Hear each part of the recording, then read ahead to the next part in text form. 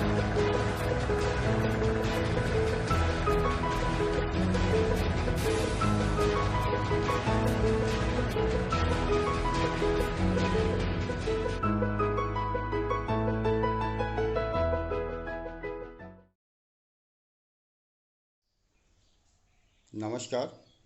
मैं रविंद्र सर आप सभी का अपने YouTube चैनल पर स्वागत करता हूं।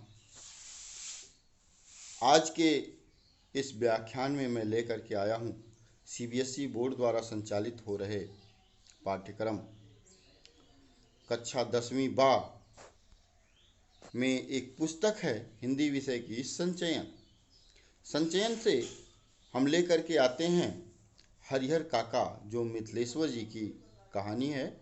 यह कहानी काफ़ी लंबी है जो तत्कालीन समाज के ऊपर लिखी गई है। इससे पहले हमने 2 वीडियो आपको इस पाठ पर दिया और उसके आगे तीसरा भाग हमको लाने की आवश्यकता इसलिए पड़ी, काफ़ी वीडियो बहुत अधिक लंबा हो जा रहा था, इसलिए हमने अब तक यह देखा था कि महंत जी और इसके हरिहर काका के बीच में कुछ बात संवाद हुआ था और महंत जी ने समझाया था कि अपनी ज़मीन और जायदाद ठाकुर बारी के नाम लिख दो। और फिर लेखक से कुछ बात होती है। महंत जी सारी बाहर की ज़िंदगी को बहुत अच्छी तरह से समझ रहे थे, अनपढ़ होते हुए भी। अब उसके आगे की कहानी हम देखते हैं, आगे देखते हैं। लेकिन हरिहर काका न हाँ करते और ना कहकर वे महंत जी को दुखी नहीं करना चाहते थे, क्योंकि भाई के परिवार से जो सुख सुविधाएं उन्हें मिल रही थीं वे महंत जी की कृपा से ही मिल रही थी। और हाँ तो वे कहना ही नहीं चाहते, क्योंकि उनकी ज़िंदगी में अपनी ज़मीन किसी को लिखनी नहीं थी। इस मुद्दे पर वे जागरूक हो गए थे। क्यों? क्योंकि यदि वह जागरूक नहीं होते तो उन्होंने पीछे कई लोगों को देखा था कि अपनी ज़मीन अपने जीते जी किसी दूसरे के नाम किया तो उनको बहुत ही परेशानियां झेलनी पड़ी थी, बहुत ही कष्ट उनकी ज़िंदगी में बीते थे। इसीलिए वह अपनी ज़मीन किसी को देना नहीं चाहते थे। पर बीतते समय के अनुसार महंत जी की कुछ चिंताएं बढ़ती जा रही थी। जाल में फंसी चिड़िया पकड़ से बाहर हो रही थी। महंत जी इस बात को सह नहीं पा रहे थे। महंत जी को लग रहा था कि हरिहर धर्म संकट में पड़ गया है और एक ओर वह चाहता है कि ठाकुर जी को ज़मीन लिख दूं, किंतु दूसरी ओर भाई के परिवार के माया मोह में बस जाता है। कहने का मतलब महंत जी के अंदर भी अब शंकाएं तरह तरह की घर करने लगी। अब ये सोचने लगे कि अब जो हमारी ये चिड़िया फंसी हुई थी, मुर्गा फंसा हुआ था, वह हमारे जाल से बाहर जा रहा है। अब इसके लिए हमको लग रहा है कोई दूसरा उपाय करना पड़ेगा। यह धर्म संकट में पड़ा हुआ है कि ज़मीन जो है ठाकुर जी के नाम लिखें अथवा अपने भाइयों के नाम लिख दें। अब यह स्थिति तो काफ़ी कठिन होने लगी थी। अब आगे बहुत ही कठिन समस्या आने वाला था। इस स्थिति में हरिहर काका का अपहरण कर जबरदस्ती उसे लिखवाने के अतिरिक्त कोई दूसरा विकल्प नहीं। बाद में हरिहर स्वयं ही राजी हो जाएगा। महंत जी के अंदर अब जो भावनाएं पनप रही थीं वह अब सामने आने वाली हैं। देखिए,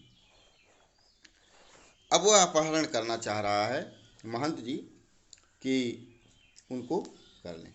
आपको आगे एक प्रश्न मिलेगा कि हरिहर काका को जबरन कौन लोग उठा करके लेकर के चले गए थे, तो आपको यहाँ से उत्तर मिलेगा। चूँकि महंत और उसके कुछ दबंग लोग ले करके गए थे, यहाँ से उत्तर मिलेगा।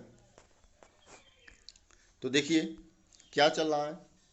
महंत जी लड़ाकू और दबंग प्रकृति के आदमी हैं और अपनी योजना को कार्य पूर्ण रूप से परिणत करने के लिए वह जी जान से जुट गए। हालांकि यह सब गोपनीयता का निर्वाह करते हुए ही वह कर रहे थे। हरिहर काका के भाइयों को उनकी भनक तक नहीं। बात अभी हाल ही की है। आधी रात के समय ठाकुर बारी के साधु संत उसके पक्षधर भाला गरासा और बंदूक से लैस एकाएक हरिहर काका के दलान पर आ धमके। ये सभी लोग ठाकुर बारी के लोग थे और महंत जी के आदमी थे। यही लोग अब जबरदस्ती उठा करके लेकर के जाएंगे। आपका उत्तर यहीं पे मिलेगा। बात अभी हाल की ही है। आधी रात के समय जब ठाकुर पारी के साधु संत और उनके पक्षधर भाला गणासा और बंदूक से लैस एकाएक हरिहर के दलान पर आ धमके, तो हरिहर काका के भाई इस अप्रत्याशित अप्रत्याशित एक शब्द आया है जिसकी आशा न की गई हो कि ऐसी घटना हमारे सामने घट सकती है। अप्रत्याशित हमले के लिए तैयार नहीं थे। इसके लिए वे भी जवाबी कार्रवाई करें और गुहार लगाकर लोगों को जुटाएं। तब तक आक्रमणकारी उनको पीठ पर लाद कर चंपत हो गए। पीठ पर लाद कर चंपत हो गए आक्रमणकारी, यानी कि जो ठाकुर बारी के लोग थे, हरिहर काका को अपहरण करने के लिए आए थे, उनको अपने पीठ पर लादे और लेकर के भाग गए। गांव में किसी ने ऐसी घटना नहीं देखी थी, न सुनी ही थी। सारा गांव जाग गया। शुभचिंतक तो उनके यहाँ जुटने लगे, लेकिन अन्य लोग अपने दलान और मकान की छतों पर जमा होकर आहट लेने की और बातचीत करने लगे। हरिहर काका के भाई लोगों के साथ उन्हें ढूंढने निकले। उन्हें लगा कि यह महंत का काम है। वे मैं दल बल ठाकुर बारी जा पहुँचे। जो हरिहर काका के भाई लोग थे, अपने दल बल के साथ ठाकुर बारी जा करके पहुँच जाते हैं और वहाँ खामोशी और शांति नजर आई। जब ठाकुर बारी इनके भाई लोग पहुँचते हैं तो वहाँ पूरी खामोशी थी। रोज की बात ठाकुर बारी का मुख्य गेट बंद था। यानी कि रोज रात को अक्सर ठाकुर बारी का गेट बंद कर दिया जाता था। उस समय भी पूरी शांति थी, क्योंकि हरिहर काका को लेकर के वह कहीं छिपा दिए थे। और अब वहाँ ठाकुर बारी में काफ़ी एकदम शांति था। कोई ऐसा नहीं लग रहा था कोई यहाँ पे बदमाश किस्म के लोग यहाँ पे आए हैं, जो अराजक तत्व तो कह सकते हैं। और सब पूरी शांति का माहौल था ठाकुर बारी में। लेकिन कुछ तो था, वातावरण में रात का सन्नाटा और सूनापन व्याप्त मिला। उन्हें लगा कि यह काम महंत का नहीं, बाहर के डाकुओं का है। वे तो हरजाने की मोटी रकम लेकर ही हरिहर काका को मुक्त करेंगे। अब सभी लोग अब तक जो सोच रहे थे कि महंत लेकर के गए होंगे, जब वहाँ पे सन्नाटा पाते हैं तो उनको ऐसा लगा कि हो सकता है महंत न ले आया हो, हम लोग सिर्फ शंका कर रहे हैं, ये डाकुओं का होगा जो अपहरण किया होगा और बदले में पैसे आज मांगेगा। और पैसे आज जो मांगेगा तो जाहिर सी बात है कुछ मोटी रकम दिया जाएगा, तो हरिहर काका को छोड़ देंगे। खोज में निकले लोग किसी दूसरी दिशा की ओर प्रस्थान करते। किसी समय ठाकुर बारी के अंदर से बातचीत करने की सम्मिलित किंतु धीमी आवाज़ सुनाई पड़ी। सबके कान खड़े हो गए। अब यकीन हो गया कि हरिहर काका इसी में है। अब क्या सोचना। वे ठाकुर बारी का फाटक पीटने लगे। कहने वाला जब ऐसा लोग सोच ही रहे थे कि कुछ लोगों ने ठाकुर बारी के अंदर से धीमी आवाज़ में चहल पहल की आवाज़ को सुनी। और जब सुनी तो उन लोगों को यह शंका हो गया, निश्चिंत हो गए कि हरिहर काका इसी ठाकुर बारी में जरूर लाए गए हैं। अब ये ठाकुर बारी का गेट पीटने लगे। इसी समय ठाकुर बारी की छत से रोड़े और पत्थर उनके ऊपर गिरने लगे।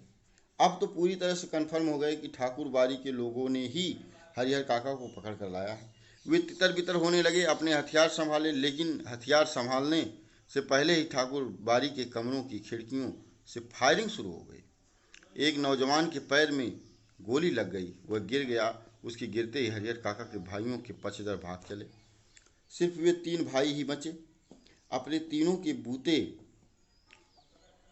इस युद्ध को जीतना उन्हें संभव नहीं जान पड़ा, इसलिए वे कस्बे से पुलिस थाने की ओर दौड़े। अब जो है उनके भाई जब देखे यहाँ से गोलियाँ और पत्थर चल रहे हैं, तो ये पुलिस का सहारा लेना चाहते हैं और थाने की तरफ चल देते हैं, क्योंकि उनके जो पक्षधर थे वो लोग भी भाग चले थे।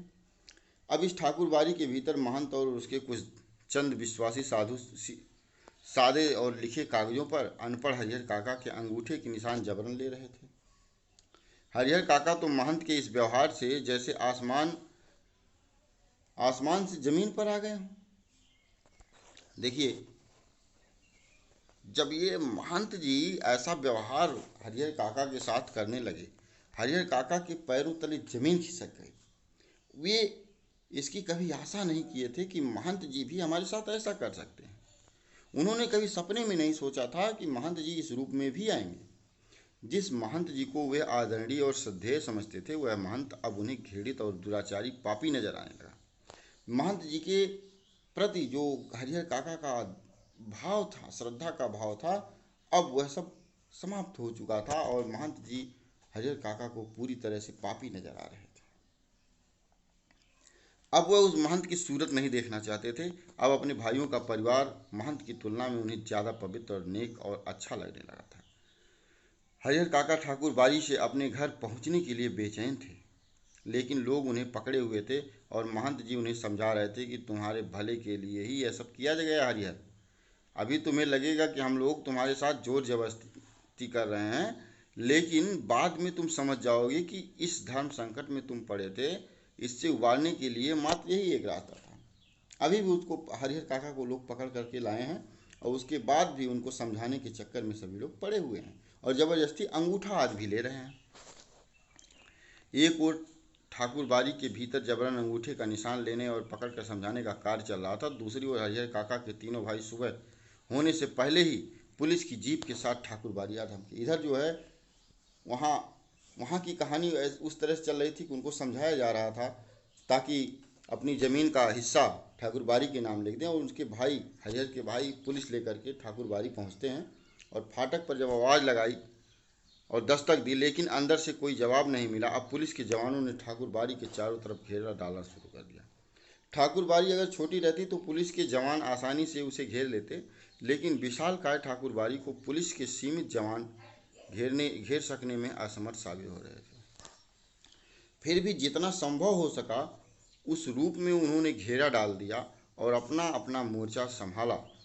सुबह की प्रतीक्षा करने लगे। हरिहर काका के भाइयों ने सोचा था कि जब वे पुलिस के साथ ठाकुरबाड़ी पहुंचेंगे तो ठाकुरबाड़ी के भीतर से हमले होंगे और साधु संत रंगे हाथों पकड़े जाएंगे, लेकिन ऐसा कुछ भी नहीं हुआ। ठाकुरबाड़ी के अंदर से एक रोड़ा भी बाहर नहीं आया। शायद पुलिस को आते हुए उन्होंने देख लिया था। अब जब पुलिस वाले वहाँ पे पहुँचे हुए थे तो उनको ऐसा नहीं लग रहा था कि अब ये लोग जो है हमला आज नहीं करेंगे। उनको ऐसा लग रहा था कि हमले होंगे और बहुत सारी कहानियाँ वहाँ पे होंगी, लोग फिर से पत्थर आज बरसाएंगे तो रंगे हाथों साधु संतों को पकड़ लेंगे, लेकिन ऐसा वो लोग कुछ किए नहीं, शांति से बैठे रहे पुलिस वालों के डर से। सुबह होने में अभी कुछ देर ही था, इसलिए पुलिस इंचार्ज रह रहकर ठाकुरबाड़ी का फाटक खोलने और साधु संतों को आत्मसमर्पण करने की आवाज़ लगा रहे थे। साथ ही पुलिस वर्ग की ओर से हवाई फायरिंग भी किए जा रहे थे। अब ठाकुरबाड़ी पर हवाई फायरिंग किए जा रहे थे, लेकिन ठाकुरबाड़ी की ओर से कोई जवाब नहीं आ रहा था। सुबह तड़के एक वृद्ध साधु ने ठाकुरबाड़ी का फाटक खोल दिया। उस साधु की उम्र 80 वर्ष से अधिक की होगी। वह लाठी के सहारे कांपते हुए खड़ा था। पुलिस इंचार्ज ने उस वृद्ध साधु के पास पहुंचकर हरिहर काका तथा ठाकुरबाड़ी के महंत पुजारी आदि साधुओं के बारे में पूछा, लेकिन उसने कुछ भी बताने से इनकार कर दिया। पुलिस इंचार्ज ने कई बार उससे पूछा, डांट लगाई, धमकियां दी, लेकिन हर बार एक ही वाक्य कहता, मुझे कुछ नहीं मालूम। ऐसे वक्त पुलिस के लोग मारपीट का सहारा लेकर भी बात उगलवाते हैं, लेकिन उस साधु की वह देखकर पुलिस इंचार्ज को महटिया जाना पड़ा। कहने का मतलब जो ये लाइन आई है उस साधु की वह देखकर पुलिस इंचार्ज को महटिया जाना, महटिया मतलब बहाना कर, मतलब उसको इग्नोर करना पड़ा। क्यों? क्योंकि साधु बड़ा वयोवृद्ध था, उसे मारते पीटते कैसे, इसलिए उसको इग्नोर करना पड़ा। उसको मारे पीटे नहीं और उसको थोड़ा सा बहुत सीरियस नहीं लिया। पुलिस इंचार्ज के नेतृत्व में पुलिस के जवान ठाकुरबाड़ी की तलाशी लेने लगे, लेकिन न तो ठाकुरबाड़ी के नीचे के कमरों में ही कोई पाया गया और न ही छत के कमरों में। पुलिस के जवानों ने खूब छानबीन की, उस वृद्ध साधु के अलावा कोई दूसरा ठाकुरबाड़ी में मिला ही नहीं। हरिहर काका के भाई चिंता और परेशानी और दुखद आश्चर्य से घिर गए कि ठाकुरबाड़ी के महंत और साधु संत हरिहर काका को लेकर के कहाँ भाग गए। अब क्या होगा? काफ़ी पैसे खर्च कर पुलिस को लेकर आए थे। पुलिस के साथ आने के बाद वह अंदर ही अंदर गर्व महसूस तो कर रहे थे। उन्हें लग रहा था कि अब भाई को वो आसानी से घर ले जाएंगे और साधु संतों को जेल भिजवा देंगे, लेकिन दोनों में से एक भी नहीं हुआ, क्योंकि हरिहर काका बरामद नहीं हो रहे थे। ठाकुर बारी के जो कमरे खुले थे उनकी तलाशी पहले ले ली गई और बाद में जिन कमरों की चिटकिनी बंद थी, चिटकिनी मतलब कुंडी लगी हुई थी, उन्हें भी खोलकर देखा गया। एक कमरे के बाहर तो ताला लगा हुआ था। पुलिस और हरिहर काका के भाई सब वहीं एकत्र हो गए।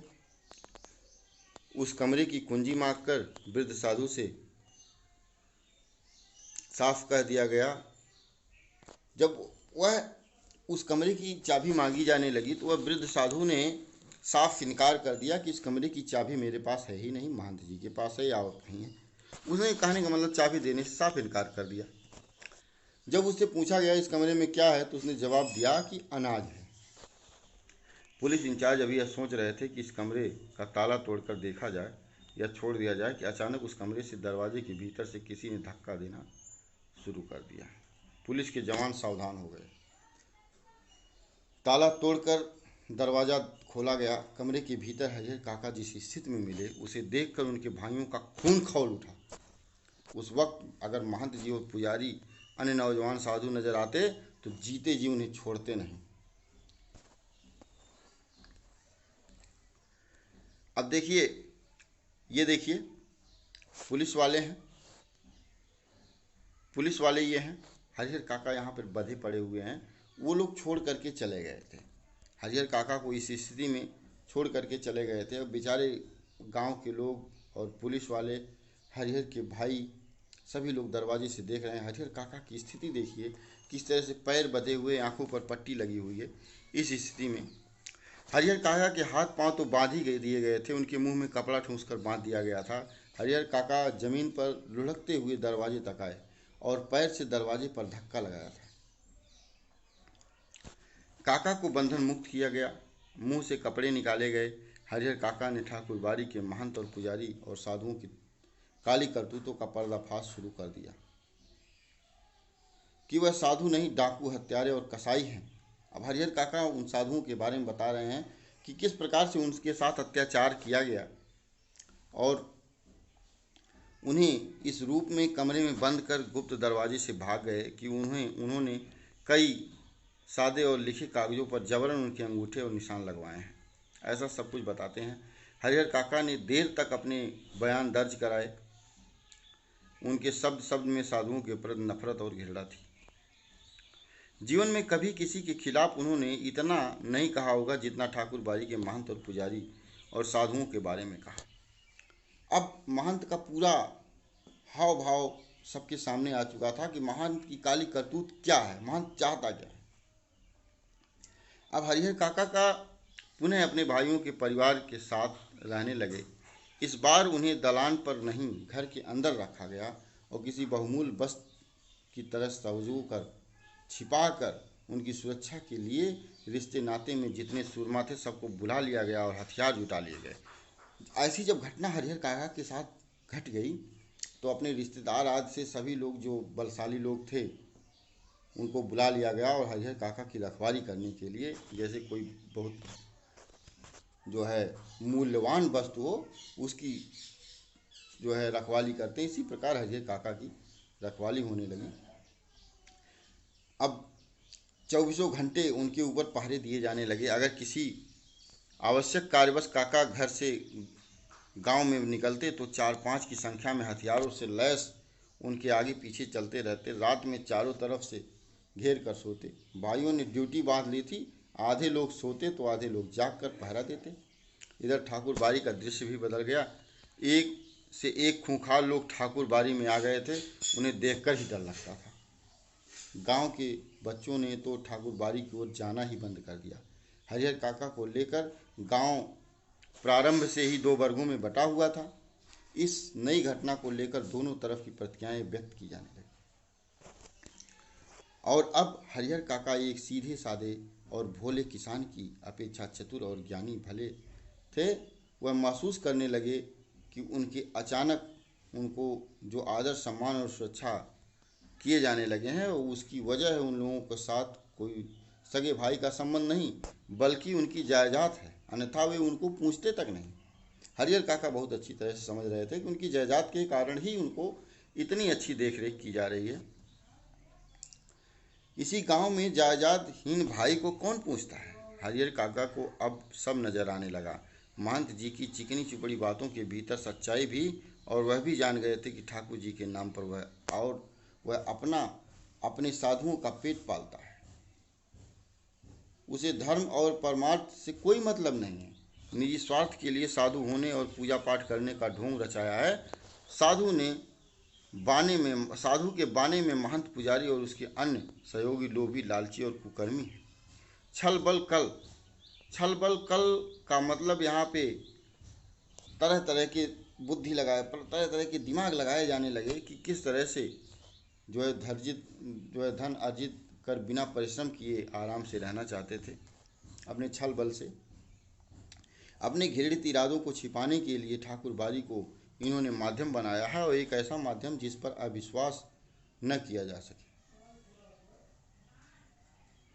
इसलिए हरिहर काका ने मन ही मन तय कर लिया कि अब महंत को वे अपने पास फटकने तक नहीं देंगे। फटकने मतलब अपने किनारे तक आने नहीं देंगे, अपने पास नहीं आने देंगे, और साथ ही अपनी ज़िंदगी में अपनी जायदाद भाइयों को भी नहीं लिखेंगे। अन्यथा वह फिर दूध की मक्खी हो जाएंगे और जो लोग निकाल कर फेंक देंगे। कोई उन्हें पूछेगा तक नहीं, बुढ़ापे का दुख बिताए नहीं बीतेगा। लेकिन हरिहर काका का सोच कुछ और रहे थे। वातावरण कुछ दूसरा ही तैयार हो रहा था, क्योंकि अब उसके भाई भी इतने दिनों से रखवारी कर रहे थे। अब उनके भाइयों के मन में क्या है, अब यह भी शायद जाहिर होने वाला है। ठाकुरबाड़ी से जिस दिन उन्हें वापस लाया गया, उसी दिन उनके भाई, रिश्ते नाते लोग समझाने लगे कि विधिवत अपनी जायदाद वे अपने भतीजों के नाम लिख दें। वह जब तक ऐसा नहीं करेंगे तब तक महंत जी की गिद्ध दृष्टि उन पर लगी रहेगी, और सिर मंडरा रहे तूफान से मुक्ति पाने के लिए उन्हीं के समक्ष यही एकमात्र रास्ता है। यह देखिए, अब उनके भाई लोग भी समझाने लगे कि अपनी जायदाद अपना, अगर तुम भला चाहते हो तो अपनी जायदाद अपने भाइयों के नाम, भाई के बच्चों के नाम लिख दो, ताकि जो है ऐसी कोई दुर्घटना से बचा जा सके। इसलिए वो ऐसा कह रहे थे। सुबह, दोपहर, शाम, रात गए तक यही चर्चा, लेकिन हरिहर काका साफ नकार जाते। कहते कि मेरे बाद तो मेरी जायदाद इसी परिवार का ही तो स्वतः मिल जाएगी, इसलिए लिखने का कोई अर्थ नहीं। महंत ने अंगूठे के जो जबरन निशान लिए हैं उसके खिलाफ मुकदमा हमने ही किया है, क्योंकि जो अंगूठे का निशान लिया था। भाई जब समझाते समझाते हार गए, तब उन्होंने डांटना और दबाव देना शुरू कर दिया। भाई के भी करतूत सामने नजर आ रहे हैं। लेकिन काका इस रास्ते से भी राजी नहीं हुए। स्पष्ट कह दिया कि अपनी ज़िंदगी में वह नहीं लिखेंगे। बस एक रात उनके भाइयों ने वही रूप धारण कर लिया जो महंत जी उनके सहयोगियों ने। कहने का मतलब, जब उनके भाई आज समझाते समझाते थक गए, तब उनके भाइयों ने भी एक ही उपाय सोचा कि अब महंत वाला ही कहानी किया जाए, तभी ये हरिहर काका अपनी ज़मीन हमारे नाम करेंगे। हरिहर काका को अपनी आंखों पर विश्वास नहीं हो रहा था। उनके वही अपने सगे भाई जो उनकी सेवा और सुरक्षा में तैयार रहते थे, उन्हें अपना अभिन्न समझते थे, जो उनकी नींद ही सोचे थे और जागते थे, हथियार लेकर उनके सामने खड़े थे। कह रहे थे कि सीधे मन से कागजों पर जहाँ जहाँ जरूरत है अंगूठे के निशान बनाते चलो, अन्यथा मारकर यहीं अंदर गाड़ देंगे। गांव के लोगों को तो यह सूचना तक नहीं मिल पाएगी। अगर पहले वाली बात होती तो हरिहर काका डर जाते। अज्ञान स्थिति में ही मनुष्य मृत्यु से डरते हैं।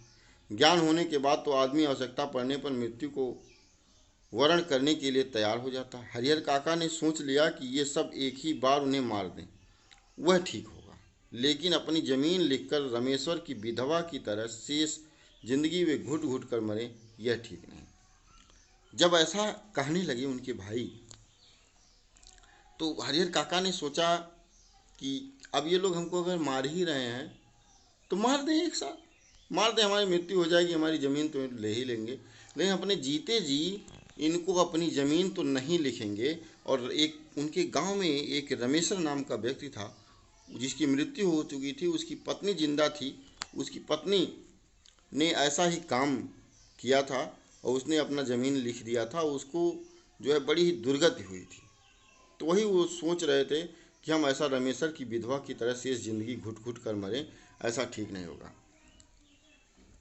क्योंकि रमेश्वर की विधवा को लोग बहला फुसलाकर उसके हिस्से की ज़मीन रमेश्वर के भाइयों को लिखवा ली थी, और शुरू में तो उसका खूब मान सम्मान किया था, और लेकिन बुढ़ापे में दोनों जून खाना देने से अखरने लगा था उनको। अंत में उसकी वह दुर्गति हुई कि गांव के लोग देखकर सिहर जाते। हरिहर काका को लगता है कि अगर रमेश्वर की विधवा ने अपनी ज़मीन नहीं लिखी होती तो अंत समय तक लोग उनके पांव पखारते होते। यह बात सही है कि अगर उसने अपनी ज़मीन नहीं लिखी होती तो लोग उस ज़मीन की चाहत में उसके हर इच्छा को पूर्ति करते रहते। हरिहर काका गुस्से में खड़े हो गए और गरजते हुए कहा, मैं अकेला हूँ, तुम सब इतने हो, ठीक है, मुझको मार दो, मैं मर जाऊँगा, लेकिन जीते जी एक धुर भी ज़मीन तुम्हें नहीं लिखूँगा। तुम सब ठाकुर बाड़ी के महंत और पुजारी से तनिक भी कम नहीं हो, देखते हैं कैसे नहीं लिखोगे।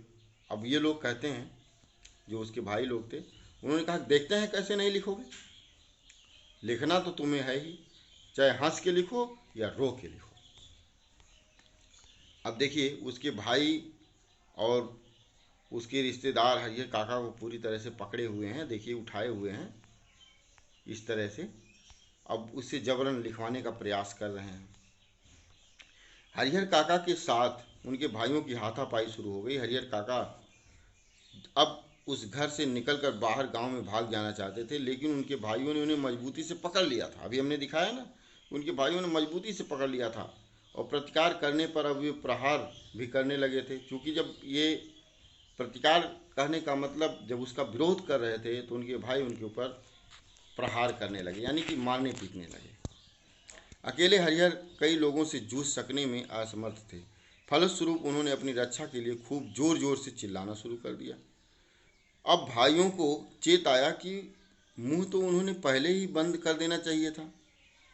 उन्होंने यानी तत्काल उन्हें जो है उनके मुंह में कपड़ा ठूंस दिया, लेकिन ऐसा करने से पहले ही काका की आवाज़ गांव में पहुंच गई थी। टोला पड़ोस के लोग दलान में जुटने लगे थे। ठाकुर बाड़ी के पक्षधरों के माध्यम से तत्काल यह खबर महंत जी तक पहुंच गई। जो ठाकुर बाड़ी के पक्षधर लोग थे, वो लोग जब यह बात सुनते हैं तो महंत तक पूरी खबर पहुंचा देते हैं, और महंत भी इसमें सक्रिय हो जाता है। अब वहाँ उपस्थित हरिहर काका के परिवार और रिश्ते नाते के लोग गांव के लोगों को समझा देते हैं कि परिवार का निजी मामला है, इससे दूसरों को क्या मतलब। लेकिन महंत जी ने वह तत्परता और फुर्ती दिखाई जो काका के भाइयों ने नहीं दिखाई थी। वो पुलिस की जीप के साथ आ धमके। महंत जी तुरंत पुलिस के साथ आ गए, और पुलिस के आने के बाद निजी मामले का सवाल तो खत्म हो गया। घर की तलाशी हुई, फिर हरिहर काका को उससे भी बदतर हालत में बरामद किया जिस हालत में ठाकुर बाड़ी से बरामद किया गया था। हरिहर काका को बहुत ही बुरी स्थिति में बरामद किया गया। ऐसा ठाकुर बाड़ी में भी उनको बरामद नहीं किया गया था जिस स्थिति में वहाँ पर थे। बंधन मुक्त होने और पुलिस की सुरक्षा पाने के बाद उन्होंने बताया कि उनके भाइयों ने उनके साथ बहुत जुल्म और अत्याचार किया है, कि जबरन अनेक कागज़ों पर उन अंगूठे के निशान लिए हैं, कि उन्हें खूब मारा पीटा है, और कि उनकी कोई दुर्गति बाकी नहीं छोड़ी। अगर थोड़ी देर तक पुलिस नहीं आती तो उन्हें मार देते। हरिहर काका के पीठ, माथे और पाँव पर कई जगह जख्म के निशान उभर आए थे। वह बहुत घबराए हुए से लग रहे थे, कांप रहे थे। अचानक गिरकर बेहोश हो गए। मुंह पर पानी छींटकर उन्हें होश में लाया गया, और भाई और भतीजे पुलिस आते ही चंपत हो गए। पुलिस की पकड़ में रिश्ते के 2 व्यक्ति आए। रिश्ते के शेष लोग भी फरार हो गए। हरिहर काका के साथ हुई घटनाओं में यह अब तक की सबसे अंतिम घटना है। लेखक कहता है हरिहर काका के साथ जो यह घटना घटी थी, ये समझ लीजिए उस गांव की अंतिम घटना है। इस घटना के बाद काका अपने परिवार से एकदम अलग रहने लगे। उनकी सुरक्षा के लिए राइफलधारी पुलिस के 4 जवान मिले हुए हैं। वर्तमान समय में अब हरिहर काका के लिए 4 जवान पुलिस के मिले हुए हैं। हालांकि इसके लिए उनके भाइयों और महंत की ओर से काफ़ी प्रयास किए गए। असल में भाइयों को चिंता थी कि हरिहर अकेले रहने लगेंगे। तब ठाकुर बाड़ी के महंत और अपने लोगों के साथ आकर पुनः उन्हें ले भागेंगे।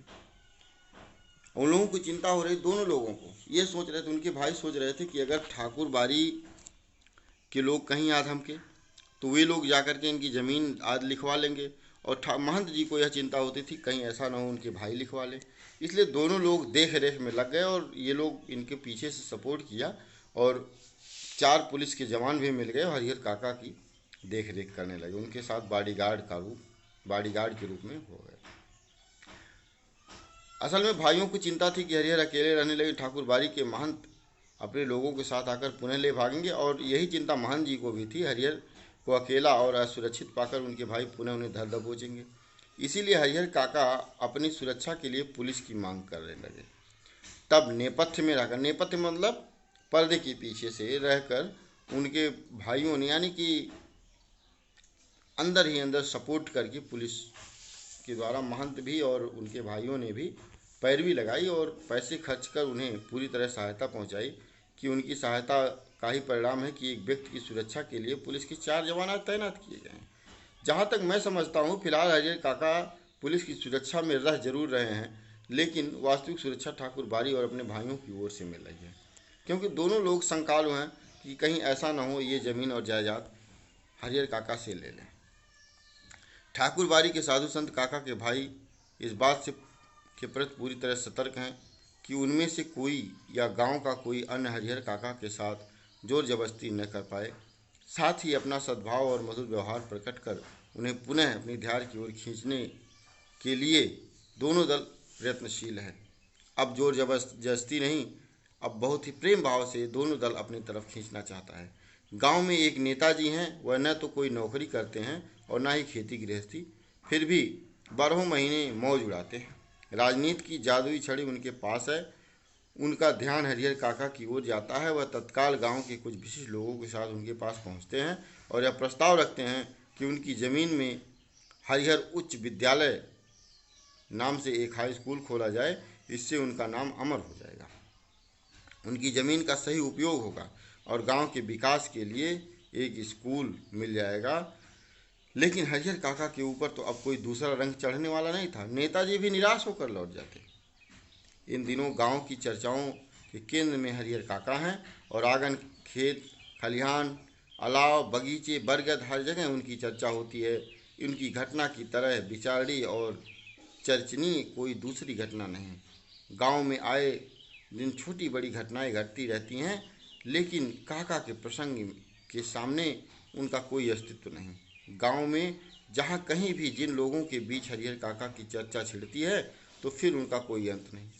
जो लोग तरह तरह की संभावनाएं व्यक्त करते हैं, राम जाने क्या होगा। दोनों ओर के लोगों ने अंगूठे के निशान तो ले लिए हैं, लेकिन हरिहर ने अपना बयान दर्ज कराया है कि दोनों लोगों से किसी को अपनी ज़मीन का उत्तराधिकारी नहीं मानते। दोनों ओर के लोगों ने जबरन उनके अंगूठे के निशान लिए हैं। इस स्थिति में उनके बाद ही जायदाद का हकदार कौन होगा। लोगों के बीच बहस छिड़ जाती है। उत्तराधिकारी के कानून पर जो जितना जानता है उससे 10 गुना अधिक उगल देता है, फिर भी कोई समाधान नहीं निकलता, रहस्य खत्म नहीं होता, आकांक्षाएं बनी रहती हैं। लेकिन लोग आकांक्षाओं को नज़रअंदाज कर अपनी पक्षधरता शुरू कर देते हैं कि उत्तराधिकारी ठाकुर बाड़ी को मिलता तो ठीक रहता। दूसरी ओर के लोग कहते हैं हरिहर के भाइयों को मिलता तो ज़्यादा अच्छा रहता। ठाकुर बाड़ी के साधु संत और काका के भाइयों ने कब क्या कहा, यह खबर बिजली की तरह एक ही बार समूचे गांव में फैल जाती है। खबर झूठी है कि सच्ची है, इस पर कोई ध्यान नहीं देता। जिसे खबर हाथ लगती वह नमक मिर्च लगाकर उसे चटकार करके आगे बढ़ा देता। एक खबर आती है कि महंत जी और हरिहर काका के भाई इस बात के लिए अफसोस कर रहे हैं कि अंगूठे के निशान लेने के बाद उन्होंने हरिहर को खत्म क्यों नहीं कर दिया। बात ही आगे नहीं बढ़ती। एक दूसरी खबर आती है कि हरिहर मरेंगे तो उन्हें अग्नि प्रदान करने के लिए ठाकुर बाड़ी के साधु संतों और काका के भाइयों के बीच काफ़ी लड़ाई होगी। दोनों ओर से अग्नि प्रदान करने का निश्चय हो चुका है। इस संदर्भ में उनकी लाश हस्तगत करने के लिए खून की नदी बहेगी। तीसरी खबर आती है कि हरिहर काका की मृत्यु के बाद उनकी ज़मीन पर कब्जा करने के लिए उनके भाई और अभी से तैयारी कर रहे हैं। इलाके के मशहूर डाकू भुट्टन सिंह ने उन लोगों से बातचीत पक्की कर ली है। हरिहर के 15 बीघे खेत में से 5 बीघे भुट्टन लेगा और दखल कर देगा। क्यों, उस वहाँ का एक दबंग व्यक्ति था भुट्टन सिंह, जो डाकू था, और उसने 15 बीघे की ज़मीन उनके भाइयों से तय कर लेता है कि आधी ज़मीन 50% वो ले लेगा और 50% आप ले लोगे। ऐसे 50% नहीं, बूटन सिंह 5 बीघे की मांग करता है कि 5 बीघे ज़मीन हम ले लेंगे और 10 बीघे ज़मीन आप सभी लोगों की हो जाएंगी। और चूँकि पूरे इलाके में बूटन सिंह की तूती बोलती थी। और चौथी खबर आती है कि महंत जी ने निर्णय लिया है कि हरिहर की मृत्यु के बाद देश के कोने कोने से साधुओं और नागाओं को वह बुलाएंगे। रहस्यात्मक और भयावनी खबरों से गांव का आकाश आच्छादित, आच्छादित का मतलब होता है ढका हुआ। दिन प्रतिदिन आतंक का माहौल गहराता जा रहा है। सबके मन में यह बात है कि हरिहर को कोई अमृत पीकर तो आए नहीं है, एक दिन उन्हें मरना ही है। फिर एक भयंकर तूफान की चपेट में यह गांव आएगा। उस वक्त क्या होगा कुछ नहीं कहा जा सकता। यह कोई छोटी सी लड़ाई नहीं है, एक बड़ी लड़ाई है। जाने अनजाने पूरा गांव इसी की चपेट में रहेगा। इसीलिए लोगों के अंदर भय भी और प्रतीक्षा भी, ऐसी प्रतीक्षा जिसे झुठलाकर भी इसके आगमन को टाला नहीं जा सकता। हरिहर काका वह तो बिल्कुल मौन ही अपनी ज़िंदगी के शेष दिन काट रहे हैं। एक नौकर रख लिया है और वह उन्हें बनाता खिलाता है। उनके हिस्से की ज़मीन में जितनी फसल होती है उससे अगर वह चाहते तो मौज की ज़िंदगी बिता सकते थे, लेकिन वह तो गूंगेपन का शिकार हो गए हैं। कोई बात कहो, कुछ पूछो तो कोई जवाब नहीं। खुली आंखों से बराबर आकाश को निहारा करते हैं। सारे गांव के लोग उनके बारे में बहुत कुछ कहते सुनते हैं, लेकिन उनके पास अब कहने के लिए कोई बात नहीं है। तो और जो है इस पाठ में पुलिस के जवान हरिहर काका के खर्चे पर ही खूब मस्ती कर रहे हैं। इसका धन वह रहे जिसका धन वह रहे उपास खाने वाले करें विलास। अब तक जो नहीं खाया था दोनों जून का भोग लगा रहे हैं। तो इस पाठ के माध्यम से हमने देखा तत्कालीन समाज के ऊपर मिथिलेश्वर जी ने कैसी जो है एक चित्रण किया है, कैसी तात्कालिक घटना का चित्रण किया है जो हमारे समाज में हर जगह व्याप्त है। और ज़मीन और जायदाद के लिए हर जगह खून हो रहे, एक दूसरे का कत्ल कर रहे हैं। उस चीज़ को मिथिलेश्वर जी ने दिखाने का प्रयास किया है। इस कहानी का छोटा सा डायग्राम के माध्यम से हम सारांश लेकर के आ रहे हैं इसके अगले पार्ट में, हरिहर काका भाग 4 में, जिसमें आपको डायग्राम के माध्यम से हम इसके सारांश को समझाएंगे। धन्यवाद। आप हमारे YouTube चैनल को सब्सक्राइब और लाइक अवश्य करें।